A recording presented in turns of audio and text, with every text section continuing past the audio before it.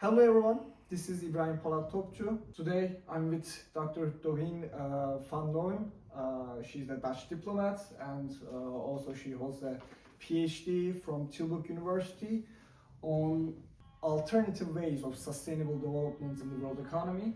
This is two of her books. These are two of her books. And today we are in The Hague to talk about her studies, but also her place in the academia as a diplomat. Dorine, thank you for meeting me today for this Very review. welcome. How are you? I'm very fine. It's summer in the Netherlands and I'm with a good Turkish friend, and since I served as a diplomat in Turkey, I'm always happy to meet Turkish people. Yeah, I guess you did your tenure 20 years ago, between 2001 From and 2001 till 2005. So yeah, it's now already 4 years in Ankara, huh? 4 years in Ankara, yes.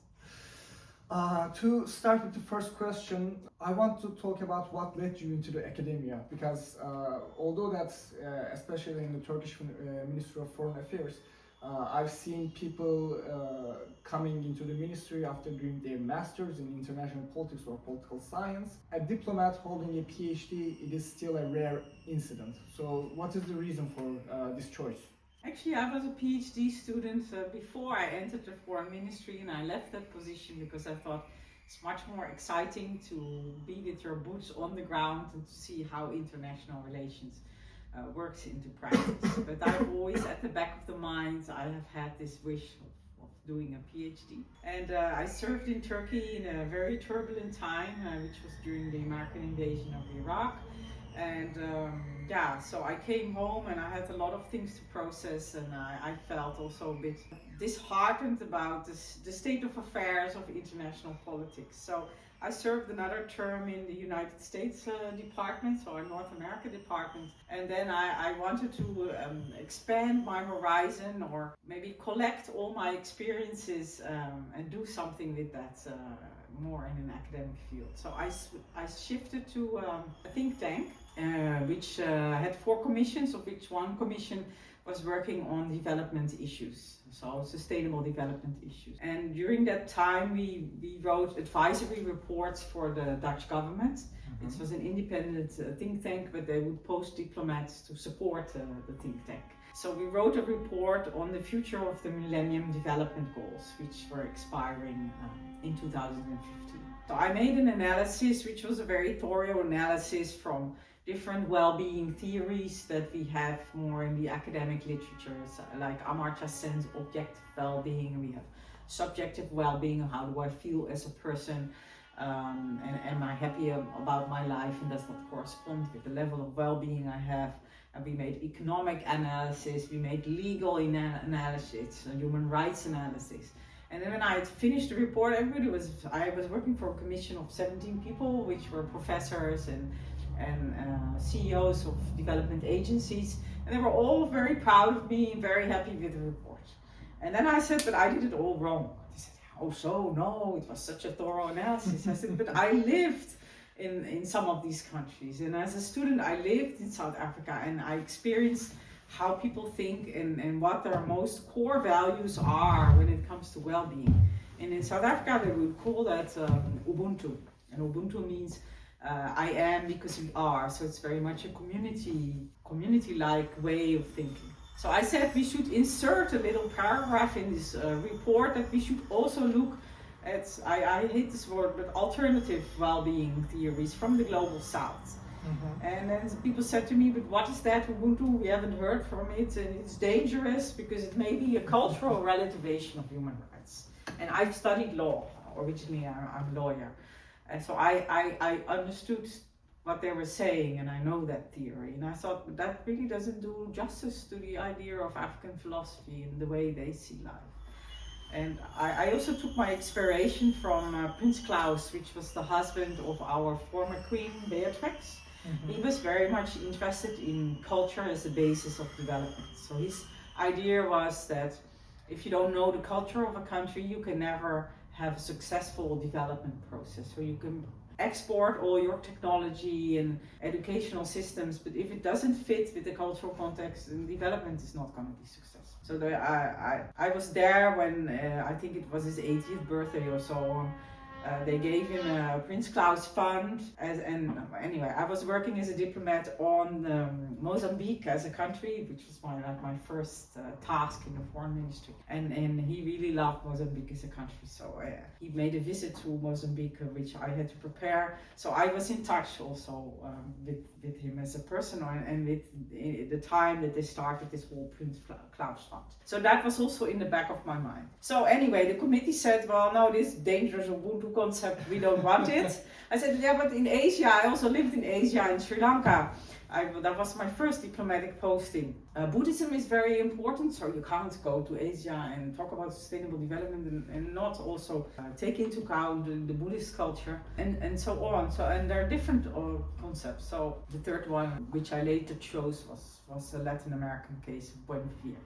But anyway, so they said, no, we don't know enough about this. And I was really surprised. I think that if you're working for 30 years in these countries, how come you don't know? And I only spent 9 months in South Africa, and I do know, because as a student, you're living amongst the people, no? So you're not in your diplomatic villa, a little bit more removed from the people. So I took it upon myself. I was a bit angry, and I said, so if they don't understand it, so maybe I should write something.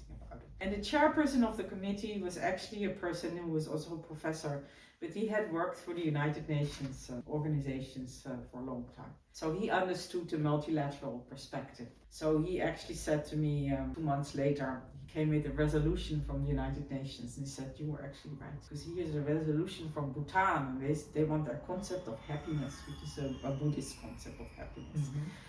To be the 9th Millennium Development Goal. So there is a rally behind this resolution of countries from the global south who want their own concepts of well-being to be more accepted.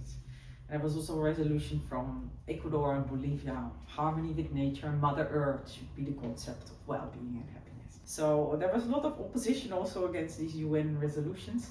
So, but then I thought, okay, so I have a mission to complete, because I've had so many experiences as a diplomat, living and working in countries and understanding people's perspectives from a different point of view than the point of view that I was raised with, very much of a human rights and economics sort of background. I'm going to take it upon myself to communicate how we can connect these two worlds, the academic world, but also the Western view of economics and human rights, and the global South view. So that became, if it had been a 5-line paragraph, I would have been really happy. There might have never been a PhD, but since they didn't accept my 5-line paragraph at the last minute in the report, I said, okay, then I have some mission to fulfill. And it also gave me great gratification, because it helped me process all the experiences of living abroad and make it to make sense out of my life. Because I started as a diplomat working on Southern Africa, since I had already lived a year in South Africa. Then from African perspective, I moved to Asia, to Sri Lanka, so it was a completely different world and culture shock again. From Sri Lanka, I moved to Turkey. It's also a completely different culture again, and then I had to go back home and be in the North America department, and at some point I thought, so, but where is this life of mine going? Am I going to just continue to circulate all around the world, or is there somewhere how I can connect dots? It's pretty interesting that you mentioned you had a background in practicing law, and laws are written in a normative understanding. From an objective point of view, say that okay, this is the case, and it is how it should be. But your further studies in your PhD diverges from that normativeness in nature, because you are out there trying to reflect on the other subjective understandings of development, sustainable development, and their incorporation into and on other international organizations. Yeah, also on other understandings of law.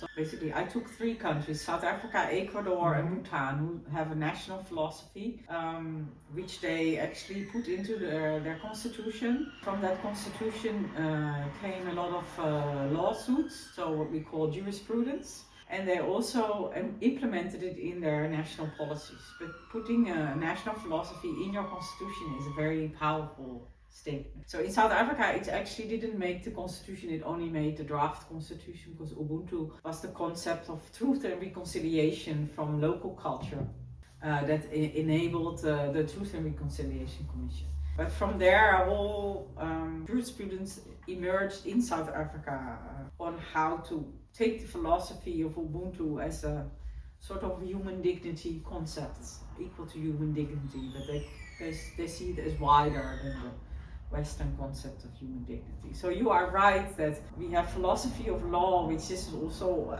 at the basis of our legal systems, in the same way as that we have philosophies of economy, which are the basis of our economic systems. But we tend never to question those fundaments anymore because we accept it as a given, and it's sometimes seen as a threat to the foundational basis of today's but actually basically what I argue in my work is that these concepts can actually expand our understanding of human rights, and it doesn't need to undermine, because it basically adds further dimensions, and some of those dimensions are already there, for example in the African Charter of Human Rights. So it's not for nothing that they made their own Charter of Human Rights to incorporate more African values also.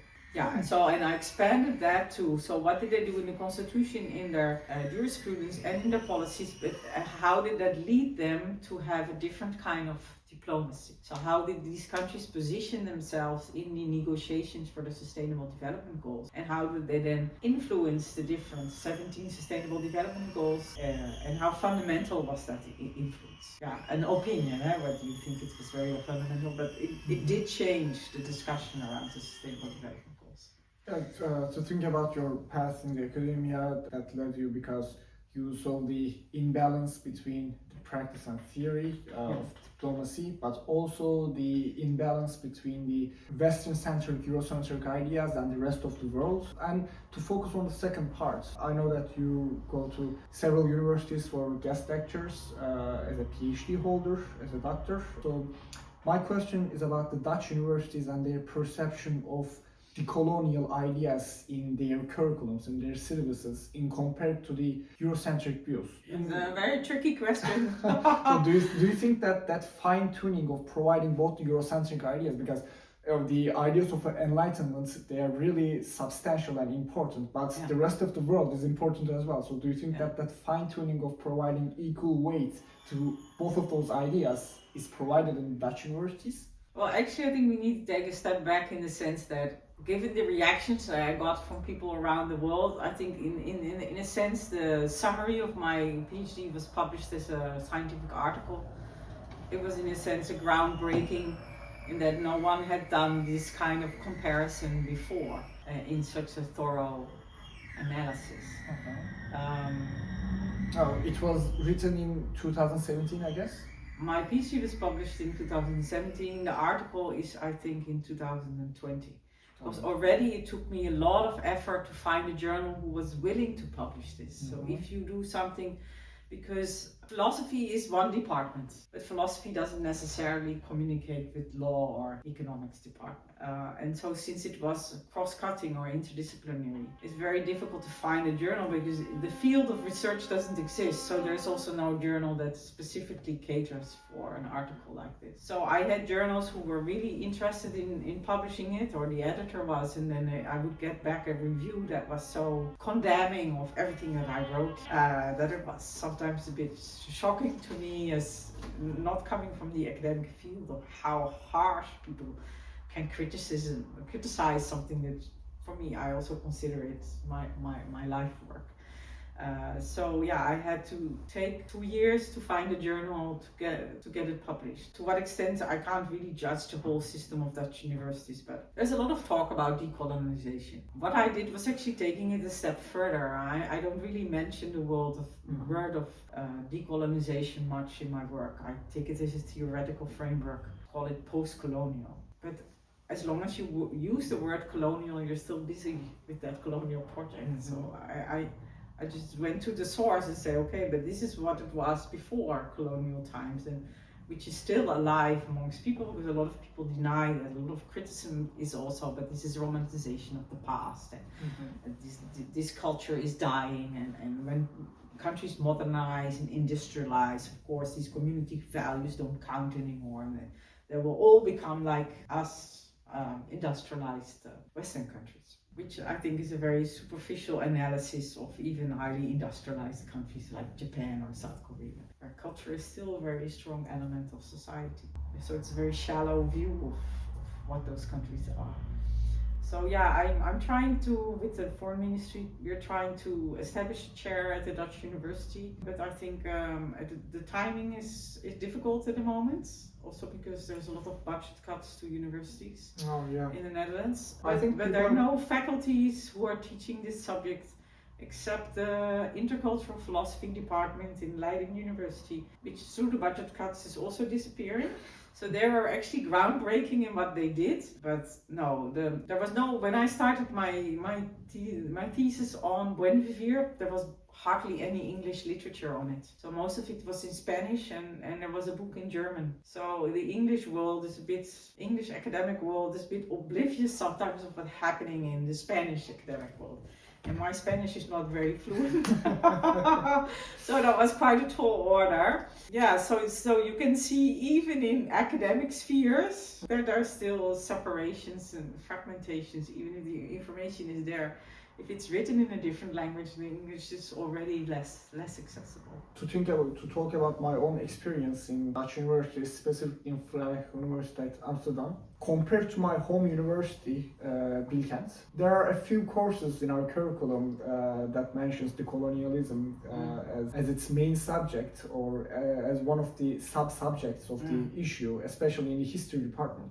The incorporation of the topic is not comparable what they have at the FU, because when I was taking, for example, the Dutch history, it was of course by its nature directly incorporated with the colonialism in the 20th century, but also a topic that seems to be excluded from the colonialism, such as the history of social sciences. It was still incorporated to some degree, especially the coloniality of the universities all around the world, and for example, social entrepreneurship course that I took, it still had some critical ideas about the current capital system and its relation with the colonial history. So what I'm trying to say is that Amsterdam, or Netherlands in general, seems to be a leading country when it comes to the colonial studies in universities. But that doesn't mean it's enough.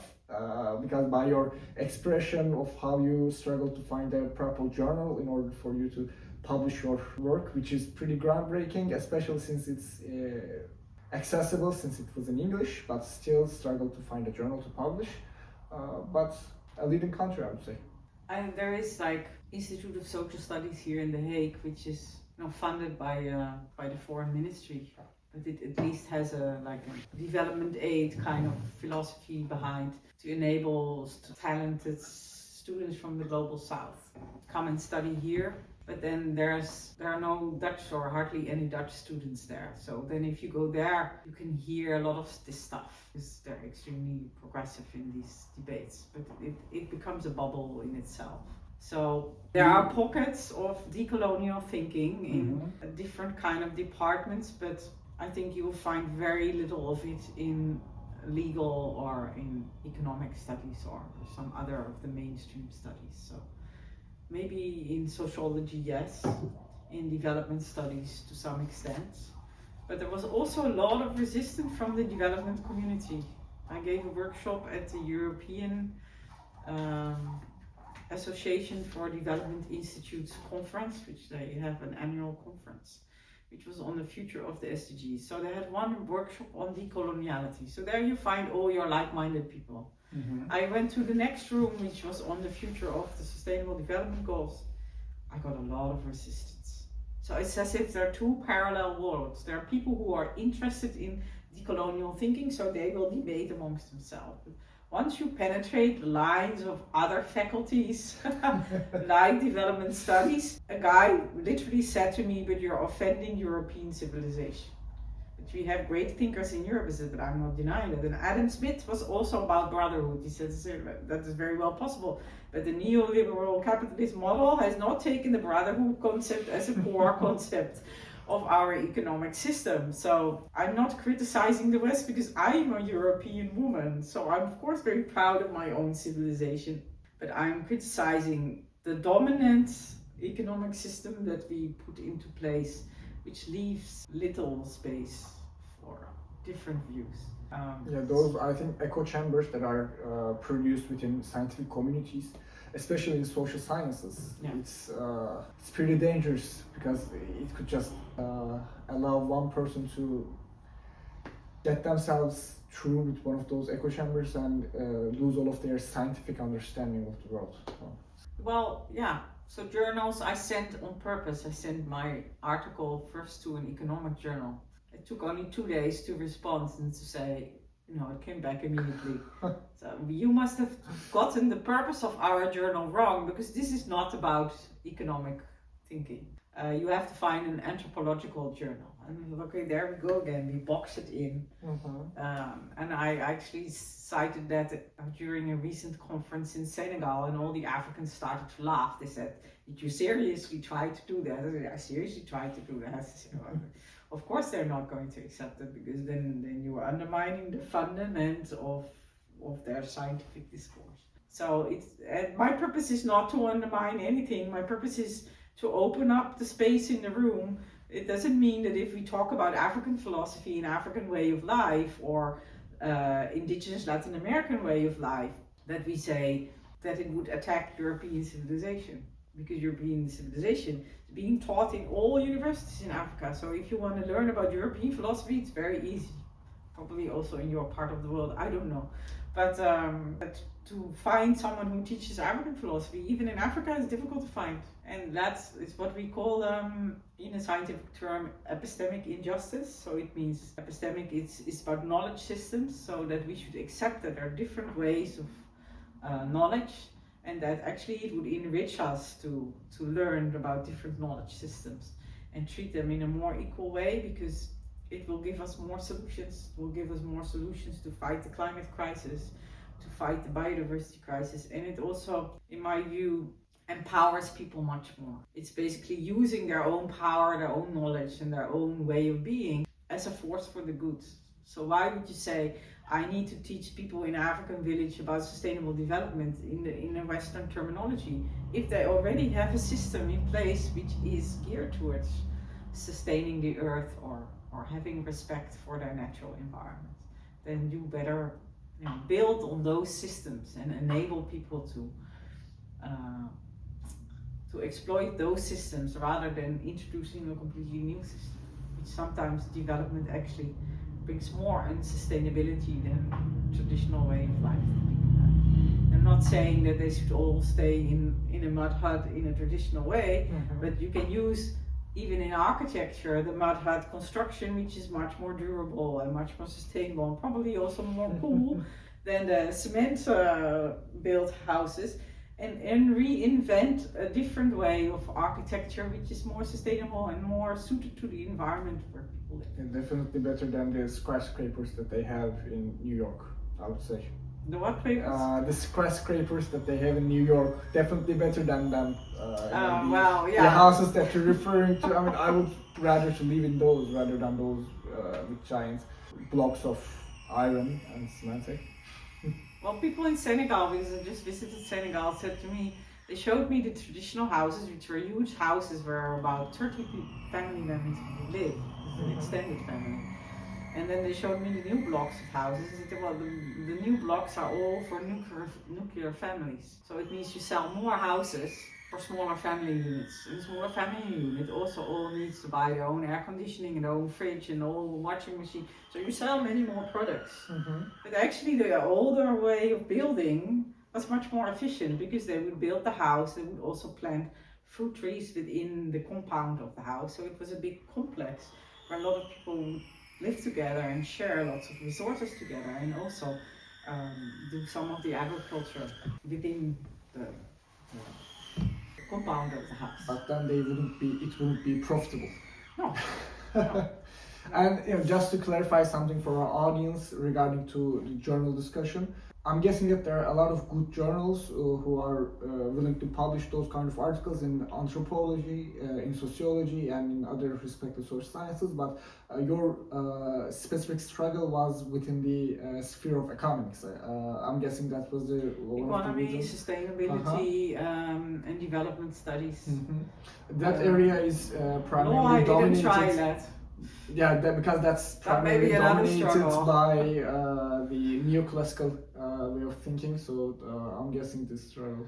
Well, it's also difficult for the journal to find a good, proper reviewer. So now I've learned to supply a list of reviewers. Because I say if you ask a regular development studies sustainability expert who has never heard about indigenous Buen Vivir or Suma Causai, as they call it in the Quechua, so the people from the Andes, then how can that person review the article? You need to at least have someone who is knowledgeable, and then they will say, the comments I got back is, but this doesn't add anything new because we are already completely biocentric in the Sustainable Development Goals. Our Sustainable Development Goals number 8 actually require, I think, 8% growth. If we all have 8% growth, then the planet is definitely completely depleted. Oh, definitely. Which I understand, which actually came also partly from African countries that demand. Of course, they say we also have a right on industrialization and a modern lifestyle. So there is a huge tension in that they feel that Europe is now being protective in putting green measures, also from Latin American countries, saying that that is new trade protection. So there's a huge debate about it. But if you want to have that debate, you can also go back to the values of the people themselves. And then it's very hard for an African, it's a Southern African concept, Ubuntu, but it translates in different words, in different languages. So whenever I travel, I ask local people, so how would you translate it? And someone from Nigeria said in Yoruba, it's called Asuweda. I think Haramba, there were different kind of, that was Eastern Africa. They have different kind of concepts. But anyway, so if you start the conversation at that level, you have a completely different relationship in your conversation. And that also made my research so valuable, because basically I would enter a country and meet people that I'd never met before and ask them about what's the essence of your life. So what's your core value? And I was very surprised that people would sit down. I would go to Bhutan. I had no schedule. I had no contacts there. I had some foreign ministry contacts there. I think the British consul and a journalist. And from there I went on, but I could walk in a village into the government office and speak to an electrician who would then go to his boss and say, there's a lady from abroad, she wants to know about our Buddhist happiness concept. Am I allowed to speak to her? And the boss would say, of course, we need to educate the foreigners. So he would sit down, take 2 hours out of his time schedule, not talk about electricity engineering, but talk to me about his Buddhist values and how he would view life. So those were like very special conversations. Yeah, how lovely. Yeah, even if I hadn't been able to publish it as a live experience, it was very positive. And I'm sometimes wondering if I would do the same kind of interviews in the Netherlands with Dutch youth, then what would the concept be that they would refer to? Would they refer to human rights, or would they refer to religious concepts? Or I think in a secular society, it's becoming increasingly more difficult for young people to find that value grounding that I found in some of the countries that I visited. But I haven't done that experiment. Maybe you as a Turkish person can do that experiment in the Netherlands. Could be as an outsider. Yeah, we can do a separate PhD for you on that. We've talked about the scientific community and how their perception on the issue is, but I'm also curious about specifically how the Dutch community, the Dutch society perceives the situation. I know that you do not use the word decoloniality or decolonialism in your work that often, but I think that's the word most efficient to describe the situation in a comprehensive way. So we had huge debates in the Netherlands on apologies for slavery, but even before apologies by our Prime Minister were made for the with slavery passed.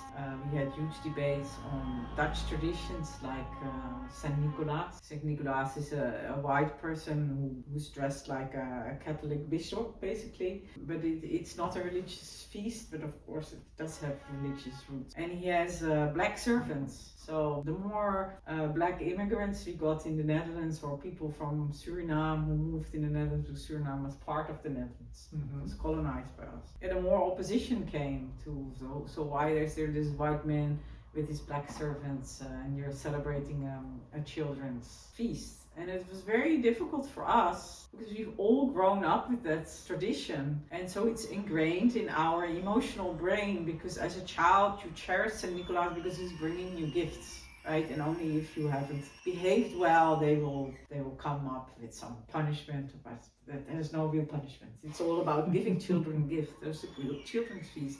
Everybody said, so why are you being so difficult about this children's party? It's our local tradition. But we ended up abolishing the tradition and saying, okay, but we're not going to use black people as servants anymore, because this is a colonial image, and people, because you're raised with it as a baby, you don't understand it because you see it as, a given that this is the tradition. So now we're saying, okay, what we call Zwarte Piet, which is Black Piet.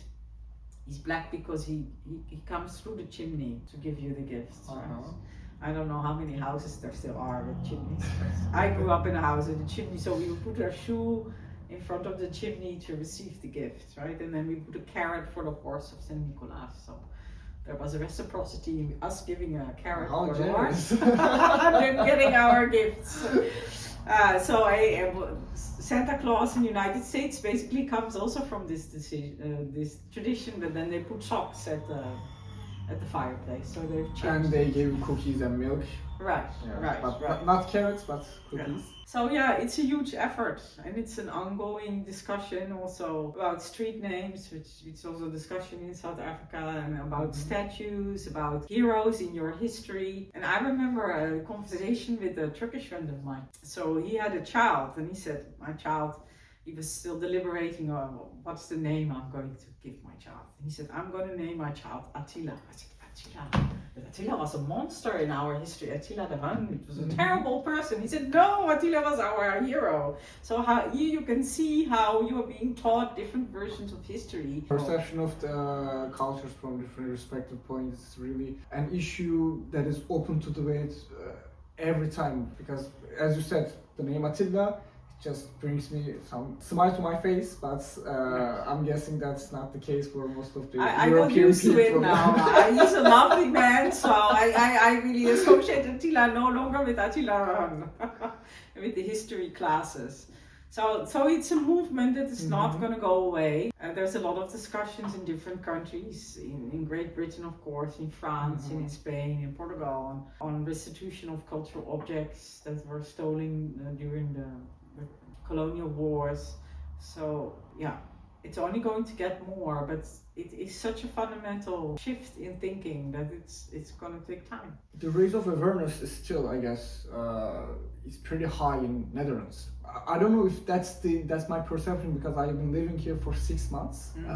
Because compared to my time in other European countries, it's pretty huge. Especially the news that I heard about the Rijksmuseum. So apparently they opened a new exhibition called the Golden Age, a pretty descriptive of course, we call the colonial period our golden age, but we assembled a long goals. And to be honest, it was a golden age for the Dutch, because a lot of prosperity rise at the time in terms of both economic and politics. But then it's encountered some rising dissent, saying that it was a golden age for the people who were oppressed at the time. This also happens in the global south, because we also opened a very controversial exhibition, which was the reverse. In Leiden, Oudheidkundig Museum, which is like the ancient history museum, they opened an exhibition on Black Cleopatra. And basically it was about expressions of black artists who associate themselves with the glorious past of Egypt. And there's been scientific research that some of the pharaohs were also African, because we have pyramids also in Nubia, in what is now Sudan. So there was of course an exchange between the Middle East and the African countries that bordered them. But there was a huge backlash from Egypt, who said, of course, Cleopatra was not black. She was like, I mean, Egyptians are not white either, but they're Arabic. So nobody knows what Cleopatra looked like. So but the museum said we were trying to attract a different audience because we want to diversify the public, and we want to also attract young people, and they're into rap culture and so on. So we're just giving the facts of movies and music and other artists who use Cleopatra as a symbol. But the Egyptians didn't accept that. So the Egyptian government, or I don't know who took that decision, actually ended all the excavations which had been going on, I think, for 100 years of University of Leiden at archaeological sites in Egypt, because they don't want to talk about black pharaohs. You know, it happens in every culture. It doesn't only happen in Europe. I'm sure they found a diplomatic solution. They're probably doing an archaeological excavation and the exhibition is finished. But that was like a private museum. It was not a government decision and the museum also said, we're not going to close this exhibition. We stand by. So, to close our talk, I'd like to return to your PhD and the concepts that you referred to that could be, although that you dislike the word alternative, could be alternative to our current understanding of global economy, neoliberal economy. People object to the name alternative. I had a panel on alternative health in Senegal, and then a Chinese woman said, well, why are we called alternative? Alternative to what? Mm-hmm. It's the same as the term non-Western. It means that the West is the reference point and the rest has to sort of conform to that standard. But it's difficult to find new words because in the global south, some countries also object to the global south terminology. I think the BRICS are now using the phrase emerging and developing, not developing, emerging markets and economies. I think that is a very economic terminology. Yeah, it doesn't really portray any other sphere other than economics, but and also BRICS use that, so it doesn't necessarily mean all of the global south countries embrace that. But I'm guessing it's still more preferable than the undeveloped world or the third world. Well, yeah, the question is who is developing and who is developed. And so the SDGs say leave no one behind. And then in my classes, or I also give lectures for general public, I always ask, so in sustainability, who is ahead and who is behind? Actually, what we call the most underdeveloped countries who are not in the formal economy. They're probably much more sustainable economies than the formal economies. So the West has a lot of space to catch up, be developed in that sense. Mm-hmm. But of course, we didn't invent that slogan with that in mind. We invented that slogan with poverty eradication in mind. And then the Global South said, but we're going to integrate the whole Rio agenda, so the whole sustainability agenda has to be integrated with the development. You need to help us develop and combat climate change at the same time, and the West has basically started this problem, so you need to also proportionally contribute to the solution of it. It's a very difficult debate because it means Western countries have to pay more essentially for combating climate change, and that's very we're going to have the COP30 in Brazil, so it's often very difficult to reach conclusions, and even if we have an agreement like the Paris Agreement, we're not abiding by it, so we haven't made the 1.5 degree maximum temperature rise. So and I think that means we're going to go through many political storms, many economic storms, and many natural disaster storms, and all of that is going to come together. And the past is full of all of these international attempts in order to solve these problems with a sustainable understanding, but I think that most of them really lead to no actual practicality. But even to think about just the multilateral gatherings of all of these countries, probably they add up to the actual problem with them spending all of their resources and money on them. For example, that's a very difficult issue. Yeah. So them coming together in order to solve it, but the process itself, the solution process itself, actually promotes the contaminating. Yeah, but we also need to meet each other if you want to foster international understanding. We just need to find a green way of traveling very fast. And what gives me hope is in 1920 they had already invented the first electrical car, but they were invested interested in oil exploration and coals and mining. That stopped the whole development of electrical cars, so we could have already been all off fossil fuels in that respect. So it's often not a matter of not having the solutions or not having the knowledge systems or the creativity, but it's also having the political will, and especially the major economic players, which are often not governments, to see also that it's in their interest to address this issue. And it's coming because financial institutions start understanding that their investments are not going to be secure if you have too many natural disasters. So once the financial institutions start really understanding that thoroughly, then it means the world will start moving in. Because we don't call capitalism for nothing. Capital is a driving factor in how we organize our societies, and we take it as a given, but it doesn't need to be a given. But so once capital is going to redirect also its investment, then I'm sure we can find solutions. To close our conversation, I'd like to ask to think about our current structural reality in the post-COVID era. Where the global world economy, went through yet another supply crisis due to poor management in global value chains. So the concepts that you refer to, Buddhist happiness, Ubuntu, and Buen, Vivir, how can they give their own respective solution to the crisis of the supply management that we see in the post-COVID era? Could they provide these concepts, provide any concrete solution?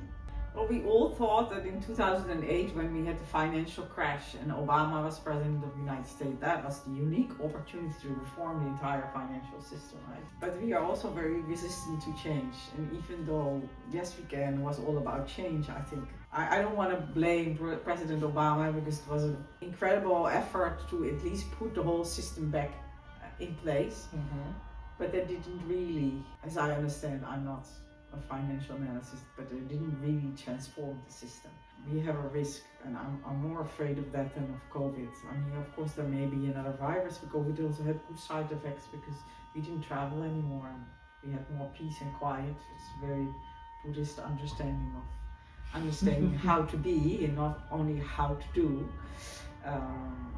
because we associate usefulness with what we do. But the fact that you are here, Polat, is also very valuable, even if you do nothing, right? So there's also value in doing nothing. If you're used to overdoing, then it's better to do nothing. So yeah, there's bound to be, I'm afraid, another financial crisis, and that's what I am most afraid of, because the whole system works. The whole money-created system works in such a way that every now and then we need to have a crash for the system to survive. So that's why I don't focus on it in my own studies, but I think it's a very important focus area. The whole financial system is in need of transformation, and I also know that people are working on that. Even in big banks, they're aware that they want another system. So your question, I wrote 1,000 pages about this topic, so it's a little difficult to summarize that in a conclusion. Basically, what the Africans say is the word development is an abstract concept. It doesn't really mean anything to us. For us, everything is about human relations. So if, the Western countries want these sustainable development goals and they want to measure everything, we go along with it because we want to keep the relationship. We take it from there. Mm-hmm. So we're not going to say no because it's going to ruin relationships if we say no. So we say yes, but we do it in our own way, right? It's very pragmatic. And then, because I also asked people about the views, whether they like the sustainable development goals. So the people in Latin America said, so now let me start with Asia. In Asia, they said, in Bhutan, they said, but we've been doing that already for many, many years. Finally, the world is waking up. We're far ahead of the world because they developed what they call the gross national happiness system, and that is an alternative measure to GDP, mm-hmm. to measure how their country is doing. And that also includes cultural diversity, it includes spiritual values, it includes biodiversity, so it's a whole range of multidimensional poverty measurements. Basically, they developed together with Oxford University. So they said, this indicator dashboard that the SDGs developed, we already have 137 indicators of the 169 or so on. don't pin me down on the numbers to that extent. And then some of the indicators is that we don't have an ocean, so we don't really feel responsible for managing the ocean, but the problem is nobody really feels responsible for managing the ocean. So even the ones that have sight to the ocean. Right. If it's not your national territorial water, that's another very big area of problem. So they said, we are ahead, and you can learn from us in how to incorporate your own value system in order to direct your society to a more sustainable way of living. So they measure every 5 years, and then they adjust their policies according to what is the result. So very interesting also, if they see that community vitality was going down because more Western material kind of development was going up, which is of course happening in a lot of societies. They start to take mitigating measures to advance more community vitality or more spirituality in their society. Mm-hmm. If they're going to be successful or not is another question, because I also there's a lot of implementation problems, and it's very difficult for a small country of less than 1 million people to go against the grain of whole global society, right? So then the people that had most problems with the SDGs were actually the indigenous people in Latin America. Of course, they're also completely left out of most of the power spectrum. They don't have a country to negotiate their priorities. They have some countries that take their interest into account. So they basically see the world much more as we are nature. So they call it biocentric way of living. So they really felt this framework was more harmful than doing good. I think that was my greatest wake-up call when I had an interview with the Achor people. Achor people is a tribe in the Amazon. Mm-hmm. So we had to do multiple translations because they didn't speak Spanish. But anyway, I started reading the goals to them, which seemed like very lofty goals. So I said, goal number 1 is no more poverty. They became angry at me and said, no more poverty. Are you telling us that we are poor? In your concept of the world, we are poor, but we are not poor. We have the forest. As long as you leave us and you don't disturb the forest, we have everything we need. We can build our houses with it, get our food from it, we have clean water. But the problem is that you come to our forest, you want to do oil drilling, you want to cut the wood for timber, and you ruin our lifestyle, and then you're telling us that we are poor. They described the very understandable sustainability when they said that we have everything that we need and we have nothing in need from outside and outsiders. So with each goal, they made the same comment in that goal 5, which was apparently very contentious, was the right to water, I think. Goal 5 is not water, that's goal 6, water and sanitation. Because even also gender equality, we have gender equality in our society, we have a whole system for that. And then they said with water, so you want to privatize our water and then give us a right to water. We don't need your right to water, we already have access to our water. Unless you start taking from us what we already have. And then they kicked me out. They saw me as a representative of sustainable development. I said, but I'm just a researcher. But it was such a wake-up call for me that I thought our realities are so different, and we think we mean good with formulating these goals, and people saw it as an outright threat. If you are gonna impose your system, why do we need a right to water? Water is free for everyone. How so is there a right to water? This is unnecessary unless you impose your system of economy on our society. Yeah, it seems so simple, the solution that they refer, because they say that, okay, here's the water and here's me. I use water as much as I need, and that's it. What is the problem with that? Why do we need to complicate things? They say that. And sometimes... No, they said you are going to take the water from us. And then you're going to give us a right to water, and we have to pay for it. But that's a huge issue in Latin America, that they're trying to privatize water so as to sell. All basic needs have become a commodity. Food has become a speculative community. So there are farmers or traders who keep onions or other goods and wait until the price is up in order to sell them. So if everything is about profit and everything like housing becomes a speculative objects, it means that ordinary people can't make ends meet. So it's even in the Netherlands or in the United States, it's visible that the prices of housing, which is basically a basic need, and we have recognized it as a socio-economic right, it's becoming unavailable to people because it's becoming unaffordable. If you go to Bhutan, and of course it sounds all very idealistic, and I admit that, but if you go to remote towns in Bhutan, they build their houses with the community, so you don't have a mortgage, so you never have that kind of dependency of the formal financial system. You only have a duty to reciprocate, because when someone else needs a house, then the whole community is expected to be there to build that house. And it's beautiful houses, you know, it's traditionally painted and very spacious, so it's a completely different society. And therefore people sometimes say, but you're romanticizing the past and traditional living, and that's not possible. But if it was possible in the past, then it's also possible now, but we need to find the modern versions of that kind of way of living. As the West rediscovered Karl Polanyi and his work The Grand Transformation, that tried to explain why fascism and social democracy at the same time rose in Europe in the 1930s. And his analysis says that before there was a market structure, all we had was a structure with three branches: householding, reciprocity, and redistribution, which refers to all of the things that you said just a moment ago. So it was a case of the history, and if we really try to put our minds into it, maybe we can make a shift towards back and be actually sustainable.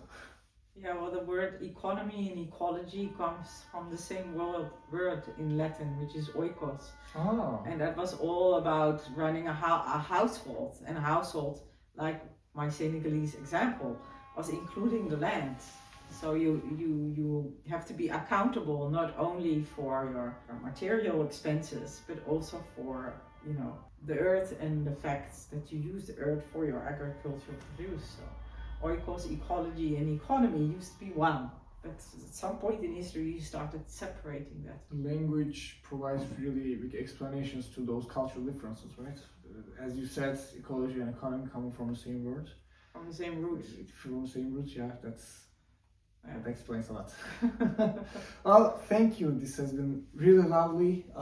Today I was with Dorine. We talked about alternative ways of sustainable development. We talked about her career as both a diplomat and an academic, and we delved into different understandings of sustainable development in South Africa, in Asia, and also in Native America. This has been really lovely. It's always a great pleasure for me to talk with diplomats, but also with academics, which counts as both, I guess, in this case. Double pleasure. Definitely. Thank you for your time, and I have a small gift for you here. Oh, thank you so much.